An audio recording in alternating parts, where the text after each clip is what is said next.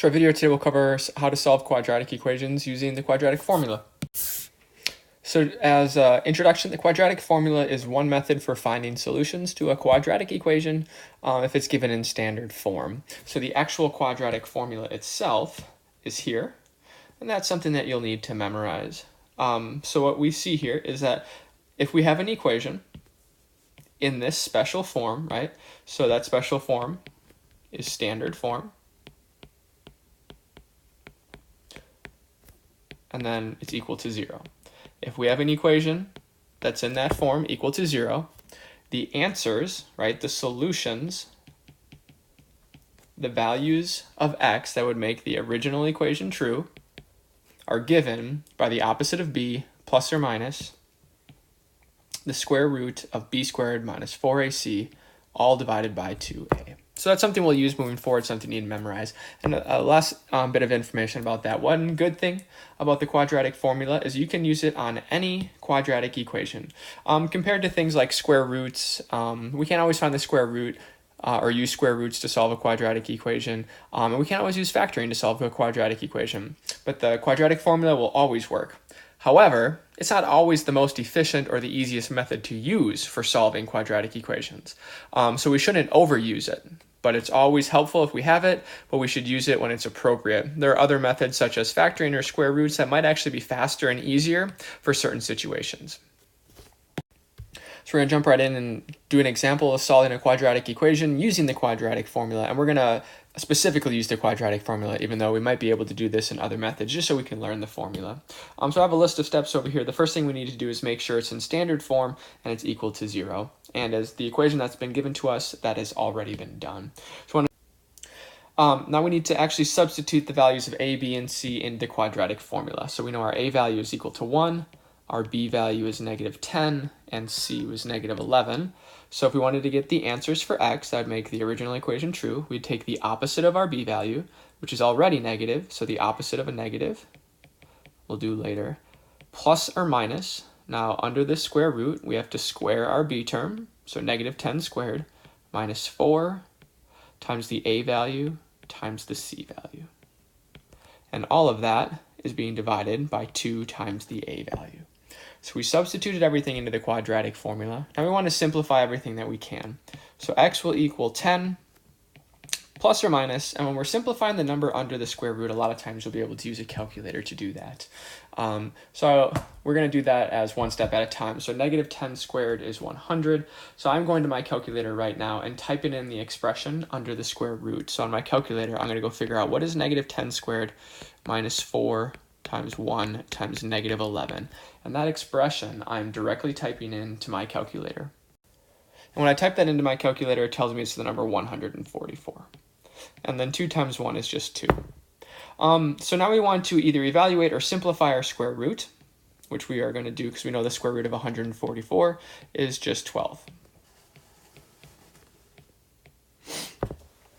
And then what we can do is we can write our two solutions. So x is either equal to 10 plus 12 divided by 2, or x is equal to 10 minus 12 divided by 2. So that would equal 22 over 2.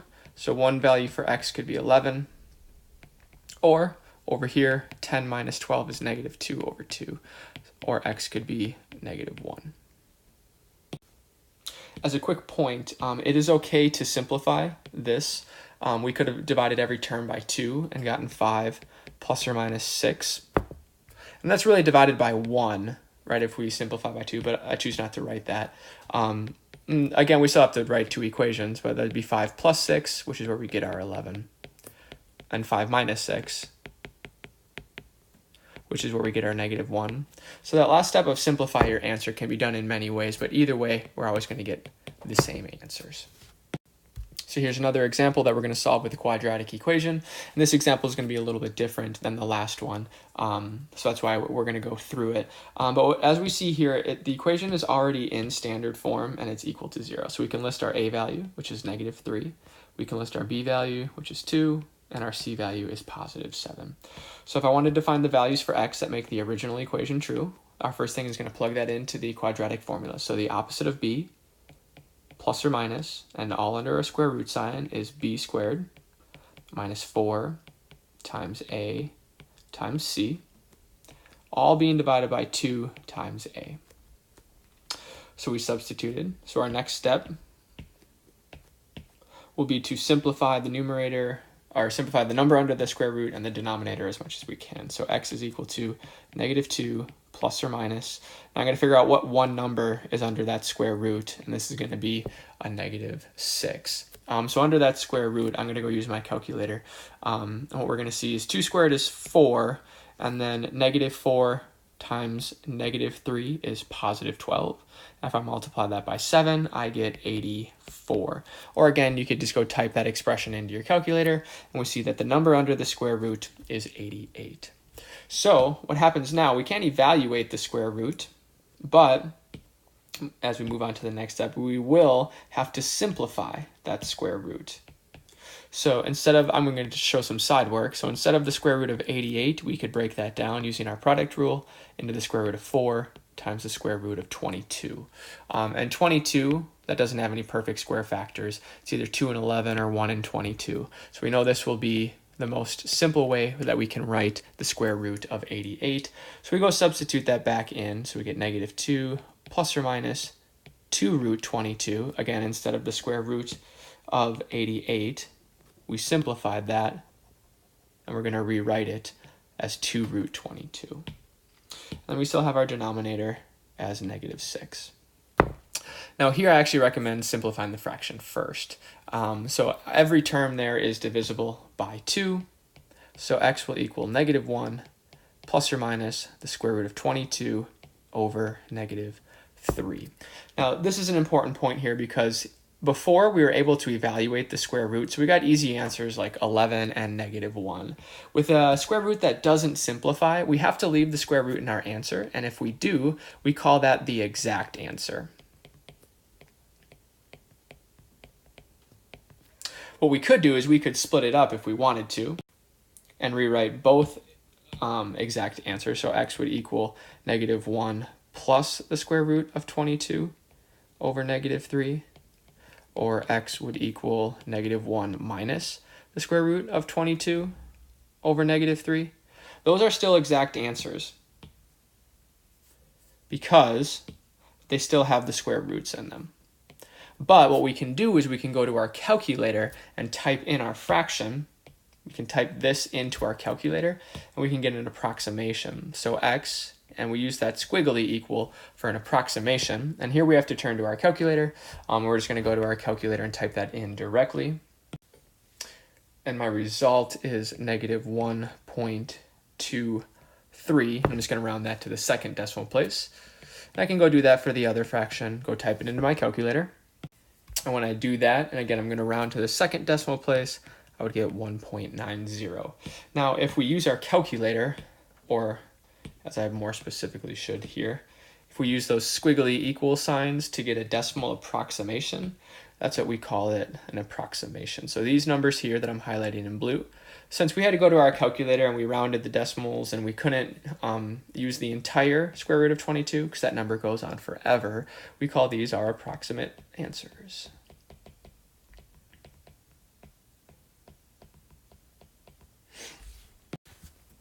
Another example to see when we're solving the quadratic equation. So here we can start to see as we start to understand our steps a little bit quicker here, we need to have the equation in standard form and equal to 0. And right now it's not. So we'd have to add 36 to both sides. So the resulting equation is x squared minus 12x plus 36 is equal to 0. So we can go ahead and identify our a value, our b value, and our c value. And we can plug it right into the quadratic formula. So the value for x that'll make the equation true is the opposite of b. So the opposite of -12, that's a +12, plus or minus b squared minus 4 times a times c, and that's all under the square root. And the entire thing there is being divided by 2 times a. So as we did before, we're just going to go to our calculator. We're going to simplify that number under the square root. We're going to simplify the denominator to 2. What we can see on our calculator, or if you wanted to do it by hand, which I'm going to do here, if I do it, we would get negative 12 squared, that's 144, and then 4 times 36, that is 120 plus 24, so that's minus 144, so that's the square root of 0 under there. And that's why this example's here, because we know the square root of 0, that's just 0. So if I write it like this, really plus or minus 0 doesn't make any difference, so this only has one solution. X is equal to 6. I mean, we could write it like we did before, 12 plus 0 over 2, and then 12 minus 0 over 2. We still get the same answer. So this equation only has one answer. So here's our last example for the video, and this last example is a third type of answer that we could see. And what we're noticing right away, if we're going to go do step number 1 there, is our equation isn't equal to 0 in standard form. So it's a personal preference of mine to always keep my a value positive, just because it's an easier thing to remind for other methods. So that's why I chose to get everything over to the left side. So x squared plus 7x plus 16 is equal to 0. So now we can list our a, b, and c values. So a is 1, b is 7, and c is the number 16. So if I wanted the values of x that made my equation true, I would take the opposite of b, which is a negative 7, plus or minus the square root of b squared minus 4 times a times c, all being divided by 2 times a. So again, we would need to figure out the number under the square root first, and you could use your calculator or calculate it by hand, but 7 squared is 49, and 4 times 16, well, that's 40 plus 24, which is 64. And 49 minus 64, that number under the square root is going to be a negative 15. Now here, as our last important point for the day, we know that we cannot take the square root of negative numbers. So, which I'm just indicating here, what this means is that our equation is not going to have any solutions. There'll be no real solutions to this equation. The way that we would kind of interpret that is if I was going to get x by taking the number negative 7 and adding this thing here, well, I don't know what this thing here is, so I can't add it to 7, and then I definitely can't divide it by 2, so I get stuck. And since this doesn't have any real roots, our answer, or our x values, has no real solutions.